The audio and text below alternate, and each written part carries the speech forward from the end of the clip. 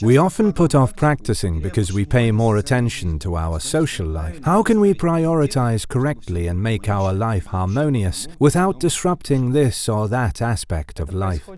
This happens because your mind lives in the state of duality, which causes the feeling of separateness and apartness.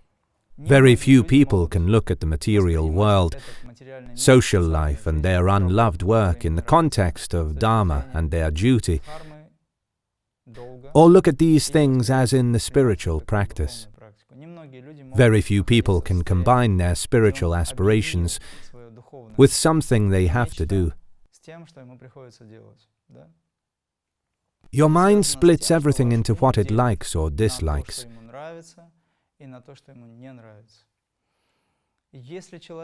If you have to do some work you dislike, learn to love it. If you love such work, you'll go beyond it. According to Kriya, we should love everything we don't like, then peace will come. What does it mean to love? It means to accept. If you have to work now and there are no two ways about it, take it as karma yoga. Turn your work into karma yoga. Karma yoga is an element of the high path yoga. It assumes that the work done out of necessity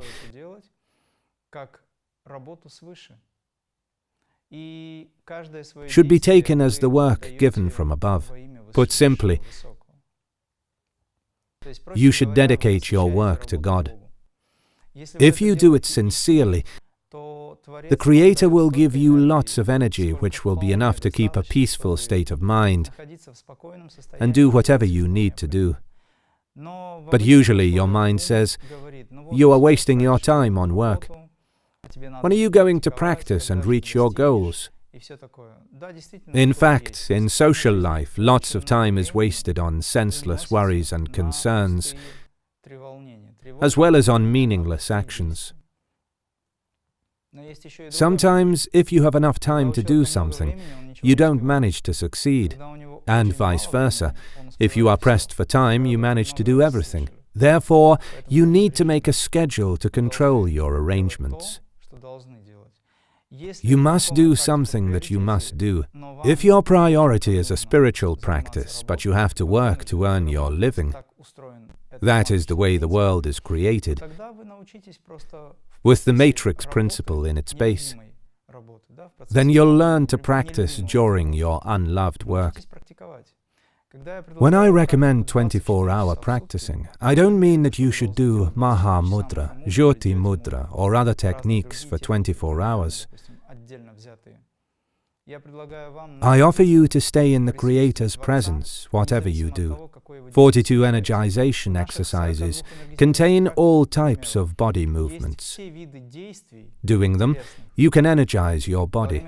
When you are traveling by tube or by other urban transport, when you are walking along the street, you can practice.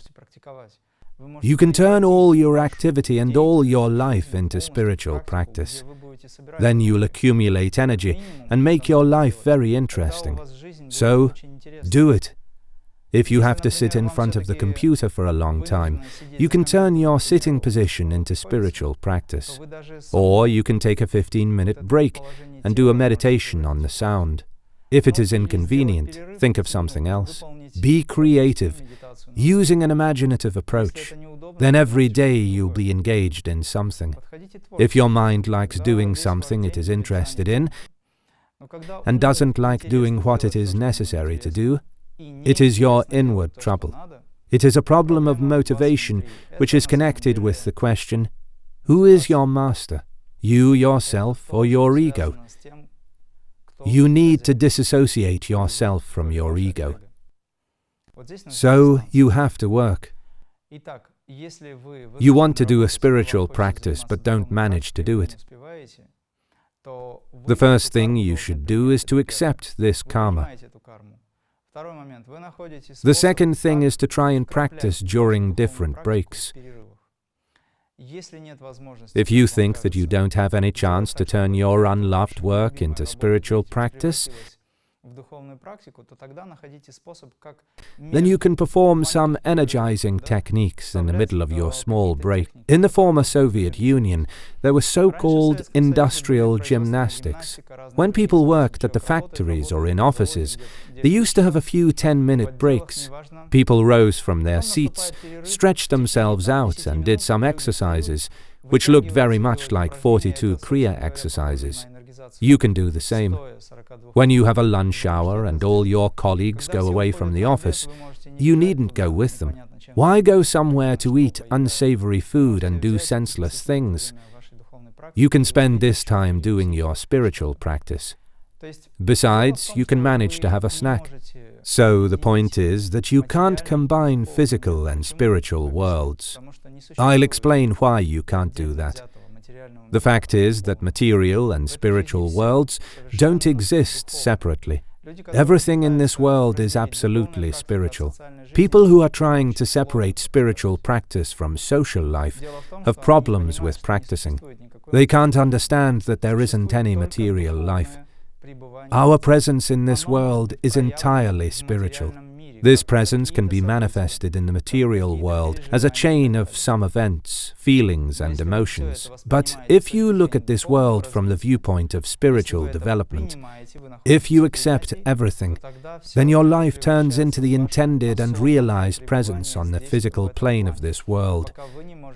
Until you are able to realize the ether and the astral planes and understand that all the planes exist simultaneously. You are like the Russian nest doll. The first doll doesn't know about the second doll inside. The second one doesn't know anything about the third, and so on. Your spiritual practice will enable your consciousness to find a way into all the 7 levels. That is to say, all the nest dolls will understand that they are one. Then you'll understand that matter and spirit don't exist separately. They are one whole. There is only light, and you perceive it as light. When something is happening to you, these events are for you. Sometimes I can have a feeling that I've already practiced today in a passive way. No doubt that in this situation, my mind will give me a tip that I needn't practice anymore, and the active phase is not necessary. What kind of practice can be called passive? So-called 24/7 practice. When you practice 7 days a week, 24 hours a day, what should be the right attitude to the active practicing? If you practiced all day long, doing your unloved work, i.e., turned this work into spiritual practice, you should feel satisfied and overjoyed. If you don't have such feelings, switch your practicing to the active phase. In fact, your work can be hard and complicated. This is an active phase. Milarepa, the great yogi of Tibet, carried heavy stones because his master told him to build 9 temples to work off his karma. Milarepa knew that his karma was very hard, as he had killed lots of people. He understood that if he didn't do that work, he wouldn't work off his karma, and wouldn't get high knowledge which would help him to reach self-realization. That's why he learned to love his work. Similarly, while you are carrying your stones, doing your hard work, practice Kriya and learn to love your work. So, you should realize that your active phase is closely connected with your vision and understanding. You can say that you don't love your work, that you want to do spiritual practice in the evening, but you're absolutely worn out. It's only your imagination. First, you don't accept the strength you have, the strength which is always with you, because you have a body.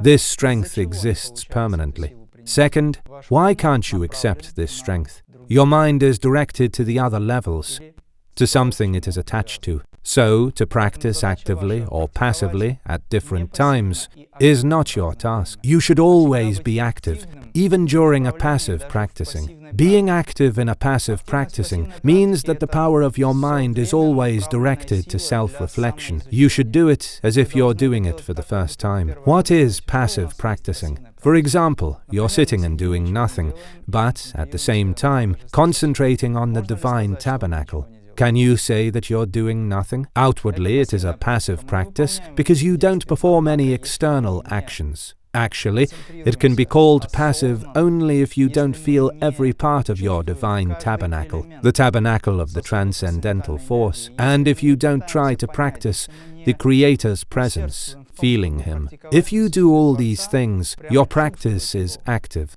though on the outside you're doing nothing. So, when you carry your heavy stones, or mix with people who take away your energy, concentrate on your divine tabernacle. As for the problem of vampires who take your energy away, it is not about people who supposedly do so. This problem concerns only you, a person who feels so. It is separateness that causes the problem. If I do any work, for example, lift a heavy stone, keeping a state of full awareness, is it also practicing Kriya? You can say so if you learn how to put 42 Kriyas, as a dynamic principle of energizing the body, into your life. I often talk to people engaged in sports activities, for example in martial arts, and showed them how to turn their actions into energization. Normally, people spend their energy. For example, when a sportsman performs an action, he expends his energies. Creating an exertion, he distracts his staminas because he doesn't do any internal work. He energizes his body by means of mechanical and dynamic actions. As for the energy, it is being diffused. In contrast, if you accumulate the energy in a definite place of your body, you'll be able to send this energy in a desired direction. Electricity needs to be retained. It is possible if you use your mentality. Mentality is an even more powerful magnetic force and, at the same time, a very good type of energy. So, if you are able to persuade your mind to think in the right way, your energy won't be dissipated. For example, now I'm sitting here. It seems that I'm spending my time on making this film and answering questions, though I'd rather meditate. But now I'm in the state I've just described. When I am in this state, I practice through words, ideas and actions. If I raise my finger, for example, I'm fully aware of it, being present in the process. In the big picture, Atman doesn't need anything. You can be just sitting. You can do something or do nothing, but anytime you are in the state of peace and essential happiness. Blissfulness doesn't mean being joyful, which is seen by anyone.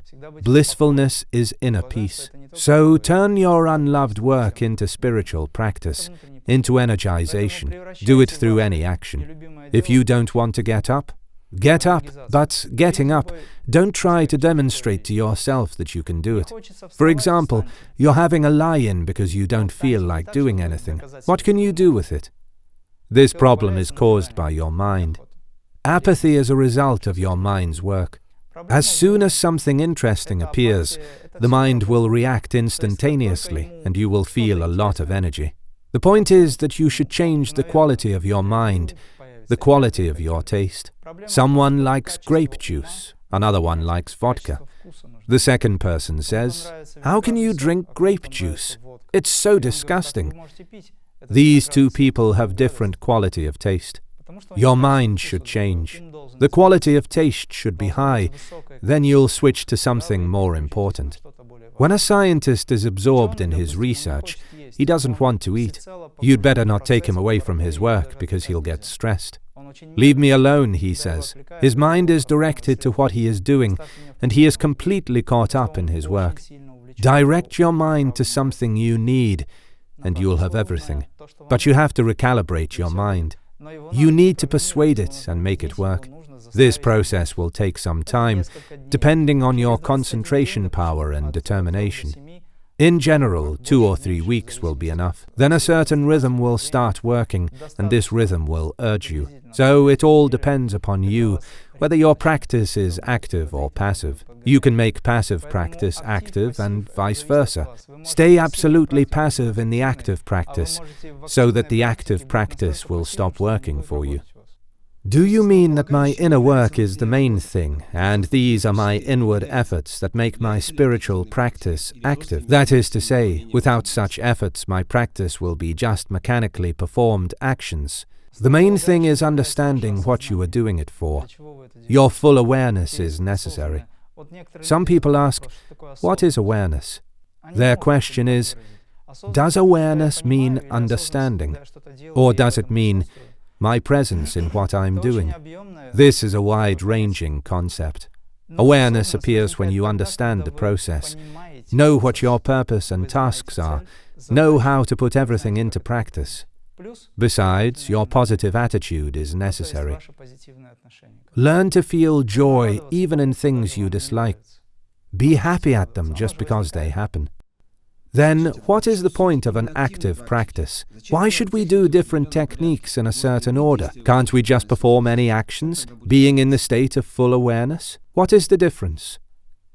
When you are learning to eat, you should first become familiar with a spoon and a fork, then learn to hold them and lift them to your mouth. After that, a spoon and a fork will do their work. Figuratively speaking, they are a sort of a delivery method because they convey something. First, you need to learn some techniques which will help you to develop the right understanding. Kriya techniques are sacred. They are connected with your spiritual nature.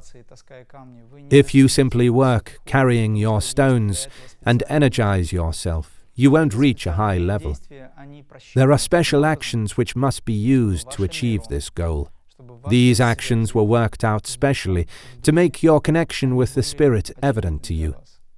These sacral actions cause your inward change.